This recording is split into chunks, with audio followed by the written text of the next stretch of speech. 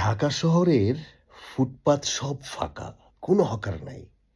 মানে আপনি চিন্তা করেন গুলিস্তান, মতিঝিল, বায়তুল মোকাররম সহ ফার্মগেট, মিরপুর মানে সব ফুটপাত এত হাজার, হাজার হকার সব ফাঁকা।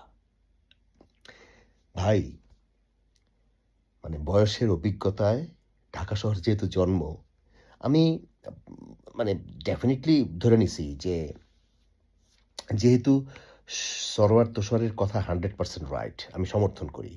অর্থাৎ আওয়ামী লীগ হচ্ছে সফল বিএনপি, আর বিএনপি হচ্ছে ব্যর্থ বিএনপি।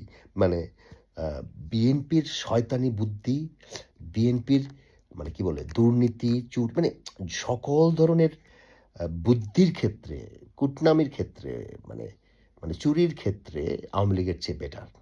বাট তারা ইমপ্লিমেন্টটা করতে পারে না প্রপারলি। এই ফুটপাথের ব্যাপারটা আমি ভাবছি যে ঠিক আছে, হয়তো ২-৩ সপ্তাহ। কারণ ১৭ বছরে ফুটপাতের প্রত্যেকটা চৌকি জয় বাংলার লোকজনের দখলে। তারা ধান্দাটা করে গেছে।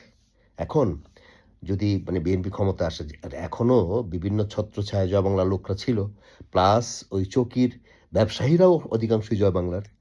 সো এদেরকে সরাইতে হইলে বা আম মানে যুবদল, ছাত্রদলের, বিএনপির লোকজনের দখল করতে হলে একটু স্বাভাবিক মারামারি, খুনাখুনি হইতো। সেই ক্ষেত্রে বুদ্ধি দেখেন, সরকারের লোক দিয়ে, সরকারি বাহিনী দিয়ে পুরা ফুটপাত ফাঁকা। তার মানে আমি ভাবছি ২-৩ সপ্তাহ পরে, মাসখানেক পরে ধীরে, ধীরে, ধীরে, ধীরে মানে আমাদের জিন্দাবাদের লোকজন, জিন্দাবাদের বাহিনীরা এই ফুটপাত, এটাই স্বাভাবিক।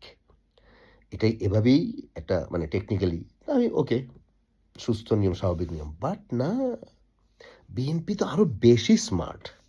কারণ স্বাভাবিক, সময় তো কম যায় নাই। লন্ডনে ১৭ বছর কাটায় গেছে আমাদের মাননীয় প্রধানমন্ত্রী। স্মার্টনেস তো দেখাইতেই হবে সব জায়গায়, প্রত্যেকটা ক্ষেত্রে।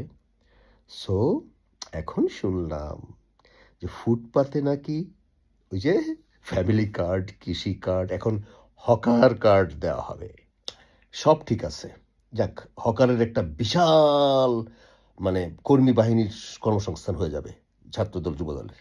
কিন্তু ১৭ বছরে জয় বাংলার লোকজন যে বিভিন্ন প্রশাসনিক ক্যাডারগুলাতে নিজেদের লোক, এদেরকে কিভাবে, আমি নির্ঘাত। আমি তারেক রহমানের ডেফিনিটলি ব্রেনের প্রশংসা করি। এই ক্ষেত্রে উনি নিশ্চয়ই বেটার কিছু অপশন বের করে ফেলবে। কার্ড, কার্ড আর কার্ড। প্রশাসনিক কার্ড আসতে পারে। আল্লাহই জানে। আগে তো জয় বাংলার লোকজনকে সরাইতে হবে। তারপর যাই হোক, জয় জিন্দাবাদ। শেষ কথা হচ্ছে ভাই, যাই করেন করেন, হাদির বিচারটা আগে করেন। নাহলে কিন্তু এটা একটা ব্যাকফায়ার করে আপনার জন্য খারাপ হইতে পারে তারেক সাহেব। দয়া করে ইনসাফের ব্যাপারটা হাদির ক্ষেত্রে রাইখেন। ইনকেলাব জিন্দাবাদ।